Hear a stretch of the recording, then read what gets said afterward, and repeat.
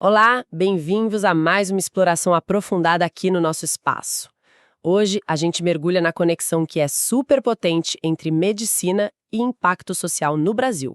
Exato. Vamos ouvir e analisar relatos de profissionais, de projetos que resolveram ir além, sabe? Além do consultório, do hospital.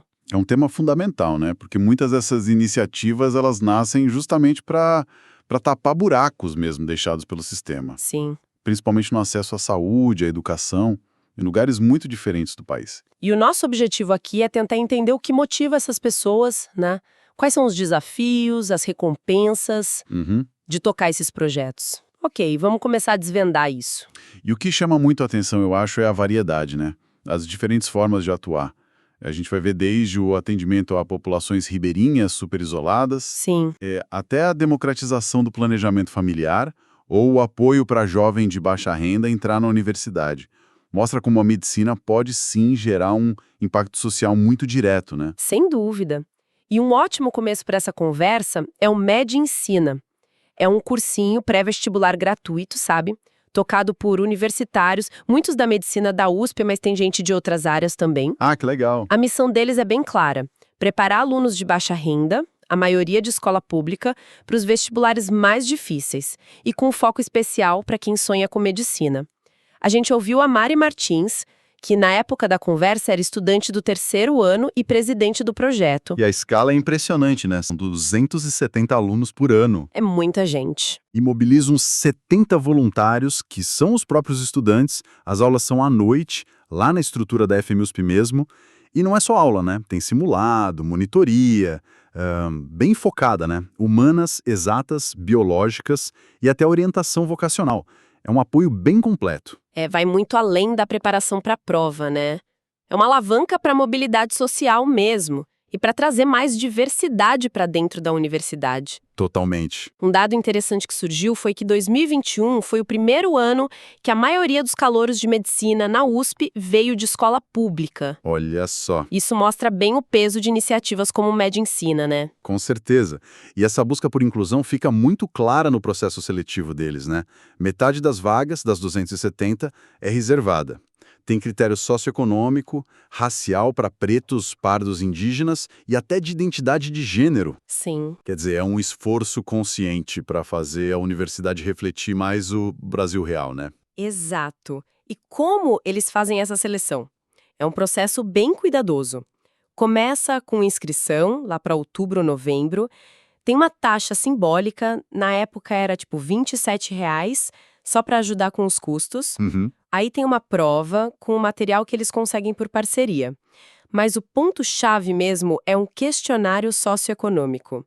Esse questionário tem um peso enorme, 80% da nota final. Nossa, bastante. Os 400 melhores nesse ranking vão para entrevista. É uma semana inteira de entrevistas lá na faculdade.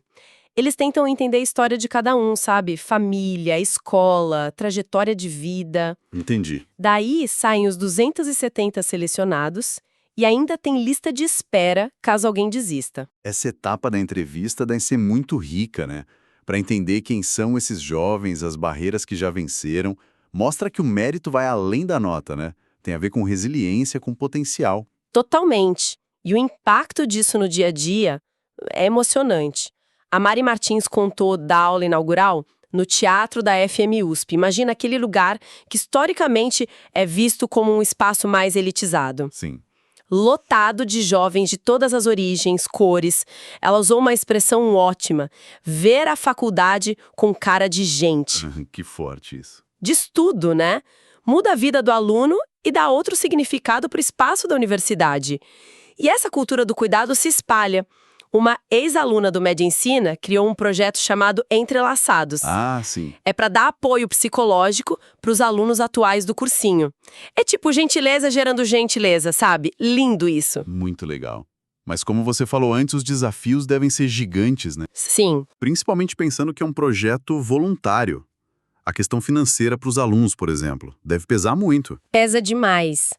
O custo do transporte para ir para a aula todo dia, Na época, estimavam entre R$ 230 e R$ 380 por mês. Nossa, é um orçamento. Para muita gente, isso é impossível.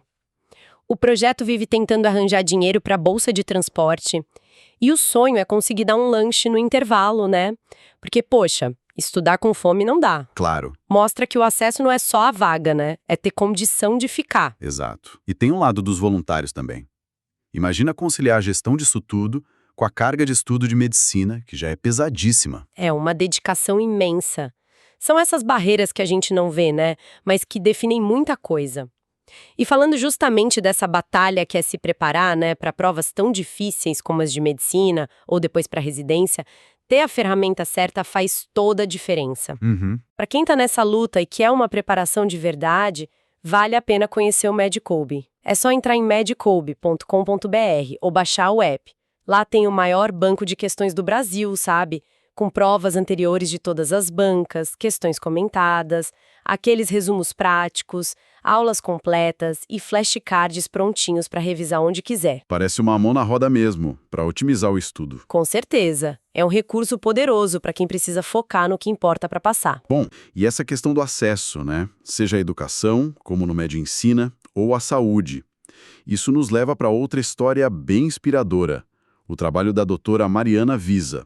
Ela é ginecologista, fez formação na Federal do Paraná, residência na Unicamp, Sim. e ela tem um foco muito forte em planejamento familiar, principalmente em democratizar o acesso ao DIU, o dispositivo intrauterino. E a história de como ela começou é interessante.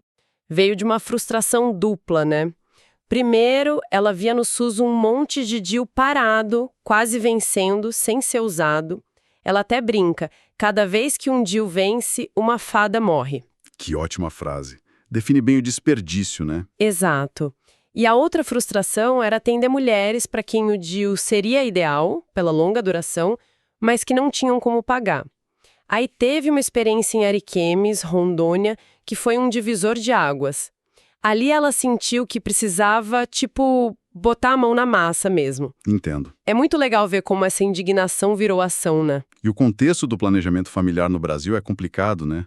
Ajuda a entender a importância do trabalho dela. A gente tem uma desigualdade enorme entre as regiões no acesso, falta insumo em alguns lugares. Mas um problema sério, muitas vezes, é a falta de profissional treinado e seguro para inserir o DIU. É um procedimento simples, mas precisa de treino, né? Exato. Precisa de capacitação específica. E nem sempre isso está disponível. Essa história de Ariquemes é um exemplo disso. Ela chegou lá e descobriu 500 DIUs de cobre do SUS quase vencendo. 500? É. A resposta dela foi: pode agendar esses 500 aí. Mas aí veio a realidade, né? No 10º procedimento, faltou material básico, tipo esterômetro. E aí? Ela não mandou as mulheres embora. Insistiu para acharem o material. E essa teimosia mudou tudo. A cidade, que quase não inseria DIU pelo SUS, passou a fazer uns 80 por mês. Só ela fazia uns 20 de manhã. Incrível. Mas ela percebeu que sozinha não ia dar conta, né? Exato. Ela sacou que não dava para ser a missionária sozinha, que o impacto ia ser limitado. Aí a estratégia mudou, multiplicar. Começou a organizar mutirões para treinar as equipes locais, médicos, enfermeiras. Ah, entendi. Capacitar quem já está lá. Isso.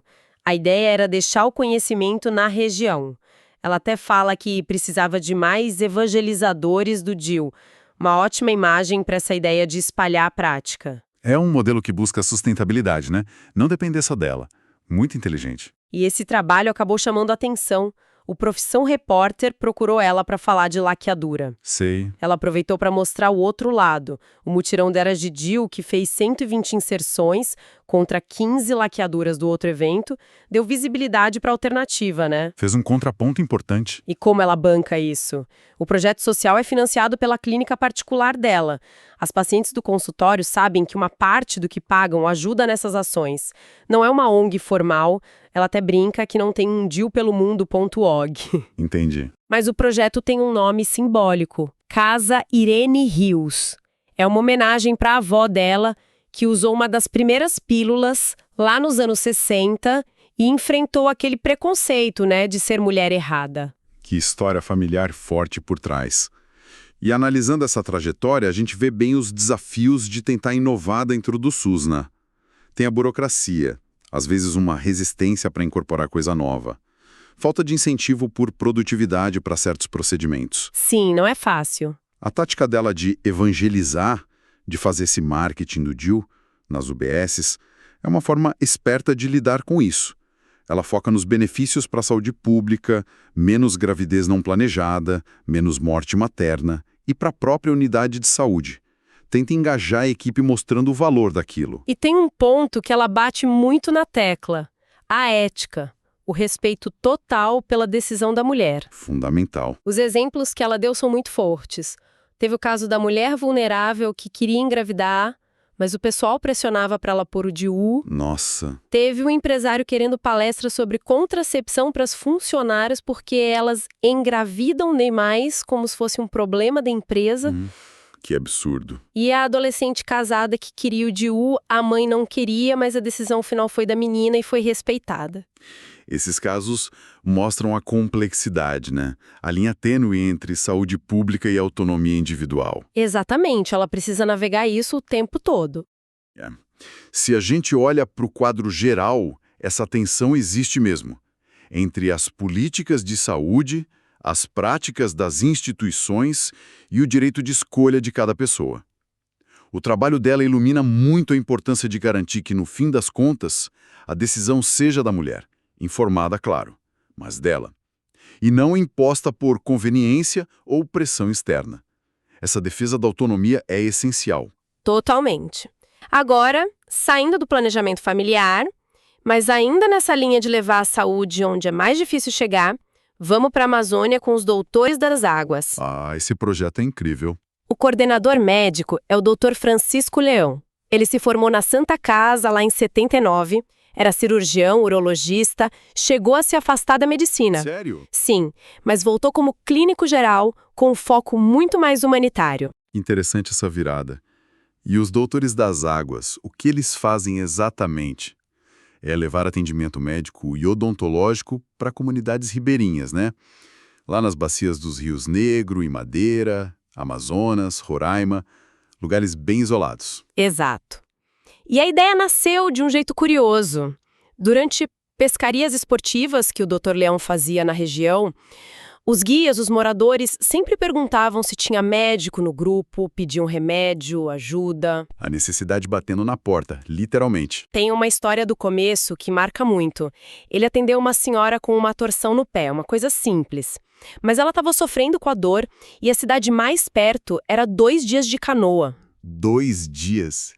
Imagina. Ele deu um analgésico para ela, que ele tinha na caixa de pesca, a alegria, o alívio daquela senhora com algo tão básico. Aquilo mostrou para ele o tamanho do isolamento, da falta de acesso a qualquer cuidado. É difícil para a gente ter a dimensão real desse isolamento, né? E é importante entender quem é o ribeirinho. É uma população com vulnerabilidades muito específicas, muitas vezes invisível para as políticas públicas. Tem uma frase ótima que define isso. O horizonte do ribeirinho é aonde a canoa dele alcance. Nossa, que forte! Define bem. Dá a medida do isolamento geográfico. E os desafios logísticos na Amazônia são gigantescos.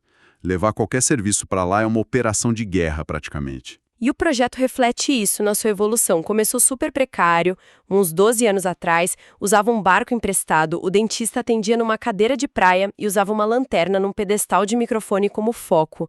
Imagina a cena. Muita improvisação e vontade, né? Total. O grande pulo foi conseguirem construir um barco-hospital próprio. Veio de doações de empresários amigos, arrecadaram R$700 mil em 15 dias. Uau! Que mobilização rápida. Isso mudou tudo. A capacidade de atender aumentou demais. E como a estrutura hoje, esse barco-hospital, olha, é impressionante. O barco é climatizado. Cabe 32 voluntários médicos, dentistas, farmacêuticos, pessoal de recreação. Sim. Tem 4 consultórios de dentista completos, aparelho de ultrassom, farmácia organizada, até prontuário eletrônico numa rede interna. É um mini hospital flutuante mesmo. As expedições são puxadas, 20 dias no total, mas eles dividem em 2 etapas de 10 dias para facilitar a vida dos voluntários, que nem sempre podem ficar fora tanto tempo. Faz sentido. A rota é longa. Saem de Manaus, sobem o Rio Negro, atendem comunidades nos rios Salimene, Jauperi, voltam para Manaus para reabastecer e trocar parte da equipe, e aí seguem para o Rio Madeira, para os rios Aripuana, Manicoré. Só para chegar na primeira vila dessa segunda etapa são quase 40 horas de barco navegando. 40 horas só para chegar. É outra realidade mesmo. Mas vale a pena. Atendem umas 2.000 pessoas por viagem. É muita gente. E com essa presença constante, eles devem ter mapeado bem os problemas de saúde mais comuns por lá, né? Sim. Verminose é um problema enorme. Eles acham que tem mais a ver com higiene do que com a água em si. Interessante. Infecção de pele, muita micose por causa da umidade constante. Notaram também uma dieta pobre, muito açúcar, fritura. Suspeitam que problemas metabólicos estejam crescendo. E a saúde bucal. É um drama. Cárie demais, desde os dentes de leite. Aquela frase deles é marcante. A bala chega, mas a pasta de dente não. Nossa, isso diz tanto sobre prioridade, sobre acesso, né? O supérfluo chega onde o básico não chega. Exatamente. E por causa disso, a educação em saúde virou um pilar do projeto. A equipe de recreação não está lá só para brincar. Eles ensinam de forma lúdica. Falam de higiene bucal, de lavar as mãos. Isso é fundamental. Criaram até o escovodromo. É uma estação com pias onde as crianças aprendem na prática a escovar os dentes, usar fio dental. Que ideia ótima. O escovodromo. E o resultado desse trabalho de formiguinha, ele aparece? Aparece. Eles contaram que hoje já comemoram, fazem festa mesmo, com música, medalha, quando encontram crianças que eles acompanham há anos e que estão sem nenhuma cárie. Ah, que demais! É a prova de que funciona, né? Mesmo num cenário tão difícil. Exato. Prevenção e educação continuada fazem a diferença. Mas aí fica a questão, como garantir a continuidade disso, né? Depende muito da presença deles lá. E essa interação toda ensina muito para os próprios profissionais também. O Dr. Zeon contou casos em que o saber local foi essencial. Por exemplo, para picada de arraia, o tratamento lá é água quente. O veneno é termolábil. Talvez um médico de cidade não pensasse nisso de cara. Verdade. Conhecimento tradicional puro. Outra vez, tiveram uma reação alérgica forte por causa dos pelos de uma aranha caranguejeira, que nem é venenosa. Quem deu a dica certa para o tratamento foi o comandante do barco, que conhecia a fauna. Mostra a importância da humildade, né? De ouvir e aprender com quem vive ali. Diálogo de saberes. Totalmente. Mas o grande desafio hoje para eles é grana. Imagino. O projeto decidiu não pegar verba pública. Depende 100% de doação. E segundo o Dr. Leão, a cultura de doar no Brasil não é muito de doação recorrente, sabe? O brasileiro não tem o costume de dar um pouquinho todo mês, ele falou. Isso é um ponto. Doação recorrente é mais difícil de conseguir. A pandemia ainda piorou, afastou patrocinadores, o custo anual para manter tudo rodando é uns R$600 mil. É um valor considerável. Eles vivem buscando parcerias com empresas, propondo projetos específicos, tipo um de saúde da mulher. E por isso o apelo é constante, por voluntários e não só da saúde, viu? Dizem que trabalho tem para todo mundo lá. E por doações pelo site doutoresdasaguas.juntos.org.br. É bom divulgar. E um ponto que eles ressaltam muito é o respeito pela cultura local. Não chegar julgando, sabe? Tentar entender realidades como a maternidade precoce, que faz parte daquele contexto. Isso é crucial, chegar com respeito, sem impor valores. Olhando para essas três histórias, Medicina, Drauzio Visa, Doutores das Águas, a gente vê uns fios condutores, né? Todos nasceram de uma necessidade muito real, percebida na prática. Sim. A persistência, não desistir fácil, é chave em todos. E todos, cada um do seu jeito, precisam aprender a lidar com os sistemas complicados. A burocracia do SUS, o acesso à universidade, captar dinheiro. É verdade. E em todos os relatos, o que salta aos olhos é a satisfação pessoal, né? Um senso de propósito que parece que vicia, como disse a doutora Visa. Contagiante mesmo. E fica claro aquele contraste. A gente às vezes acha que precisa de soluções super complexas, mas o impacto de ações básicas é gigantesco. Garantir informação, ensinar a lavar as mãos, dar acesso a um DIU, dar um analgésico. Aquela frase resume bem. A realidade, ela agride na simplicidade. É o básico do básico que falta. Exato. Isso meio que desmonta a ideia de que a gente precise de planos mirabolantes ou de estar 100% pronto para fazer alguma coisa.